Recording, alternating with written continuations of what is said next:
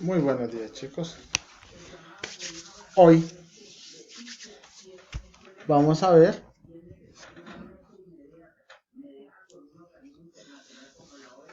la caída libre para los cuerpos y para este tema debemos tener en cuenta que al movimiento de caída libre se le considera también como un movimiento de aceleración, ¿vale? Es decir, que hay un cambio de velocidad respecto a una distancia. Bien. Antes de continuar, pues aquí tenemos uno de los grandes físicos, Isaac Newton, que pues descubrió la gravedad, que es nuestro principal factor en esto de caída libre. Descubrió, pues se le vino a la idea por qué los cuerpos siempre van dirigidos hacia el centro de la Tierra, estando sentado bajo un árbol de manzana. Entonces, aquí lo que debemos considerar siempre es la gravedad. ¿Y cuál es ese fenómeno? Ese fenómeno ha servido mucho para estudiar varios campos de la física. También tenemos otro gran campo, que es la teoría de la relatividad. Gracias a la gravedad, pues se pudo avanzar en ese campo. Bien. Uno de los grandes promotores también de este principio de caída libre y de la gravedad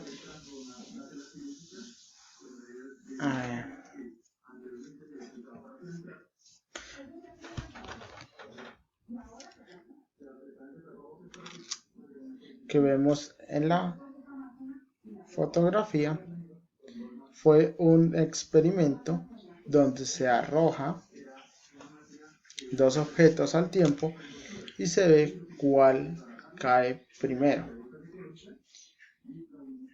Bien, en este aspecto hay que tener en cuenta que hay diferentes objetos con diferentes masas, y eso hace que los objetos caigan en diferente tiempo. También hay que tener en cuenta que el gran factor de este fenómeno es el viento, la resistencia al viento. En la resistencia al viento podemos ver que si un objeto se tira al mismo tiempo con otro, caen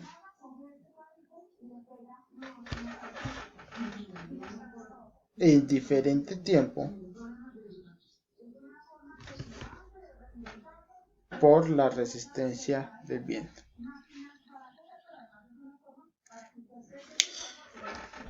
Este experimento fue probado por Galileo Galilei. Este señor pues descubrió ese fenómeno, la resistencia al viento. Eso hace que un objeto pues caiga, ¿verdad? Caiga con una velocidad diferente a otro o con una aceleración diferente. Aquí hay que tener varias cosas en cuenta para ver un objeto en caída libre. Primero, cuando el objeto llegue a su máxima altura, ahí la velocidad es cero. Y ahí empieza, y hasta ahí va su aceleración negativa. O sea, cada vez se desacelera. Ya cuando empieza a caer, pues su aceleración va aumentando. ¿Ven? poco a poco. No quiere decir que haya un factor grandísimo, no. Pero pues en el punto de lanzamiento, pues su aceleración es positiva porque empieza desde cero, pero empieza a disminuir, y ese es un fenómeno que lo podemos ver muy fácil en nuestra vida cotidiana. Es un factor muy sencillo. Podemos arrojar una pelota y vemos cómo llega hasta cierto punto, frena y vuelve y cae, y ese factor empieza a aumentar, la aceleración empieza a aumentar según la masa del cuerpo y según pues la resistencia. Otra cosa bien importante es la resistencia del viento. Se probó en la luna, en la primera expedición, cuando el hombre pisa la luna, se probó que si no hay aire, entonces los objetos caen al mismo tiempo. Eso es un video muy famoso, lo pueden buscar, donde arrojan un martillo y una pluma y caen exactamente al mismo tiempo. Obviamente, si arrojamos aquí en la tierra una pluma y un martillo, pues obviamente va a caer primero el martillo. Pero ¿por qué pasa eso? Pasa porque hay una resistencia que es la del viento. En el espacio no hay viento, carece eso. Se dice entonces que el espacio es vacío. Entonces, gracias a eso, pues caen los objetos al mismo tiempo. Hay gravedad en la luna, pero si no hay viento, caen al mismo tiempo. Nuestras ecuaciones. Las ecuaciones son las mismas de la aceleración, pero cambian dos aspectos. Primero, que la distancia la vamos a denotar como y. ¿Por qué como y? Porque estamos hacia arriba o hacia abajo, o sea, de forma vertical.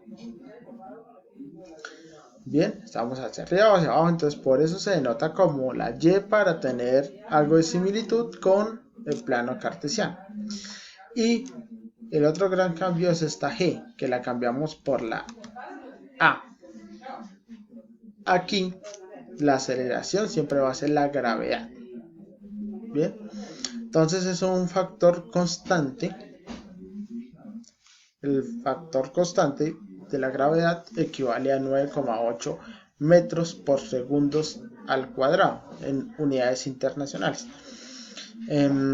Estos son los dos aspectos que cambian. El resto de las ecuaciones son exactamente iguales que la aceleración. Y se trata de estudiar pues la aceleración, o pues la gravedad, la velocidad con la que aumenta en una caída libre el cuerpo. Como ejercicio tenemos el siguiente.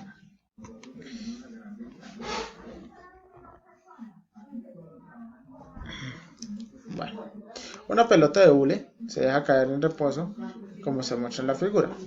Encuentre su velocidad de posición después de 1, 2, 3 y 4 segundos. Tiran una pelotica y al finalizar esa cantidad de segundos, pues se trata de ver cuánto avanzó. Bien, entonces tenemos los datos. Velocidad sub 0, caer de reposo, entonces sabemos que es la velocidad inicial. La aceleración o la gravedad, que siempre va a ser constante, 9,8. Y los tiempos, 1, 2 y 3. 1, 2, 3 y 4. Entonces tenemos tres datos y nos pide encuentre su velocidad. Bueno, la velocidad final. Entonces vamos a hallar la velocidad final con esa ecuación y vamos a hallar la posición final con esta ecuación. Recuerden que siempre tratamos de dejar que no interfieran la primera variable, que en este caso es la velocidad final, no interfiera para mi segunda variable. Eso es lo que siempre se trata de dejar. Bueno, entonces para el primer segundo, primero encontramos la velocidad final.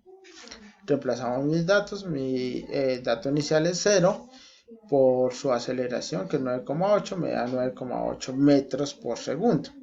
La velocidad que recorrió, la velocidad que tomó en un segundo, solamente en un segundo. Y ahora la distancia.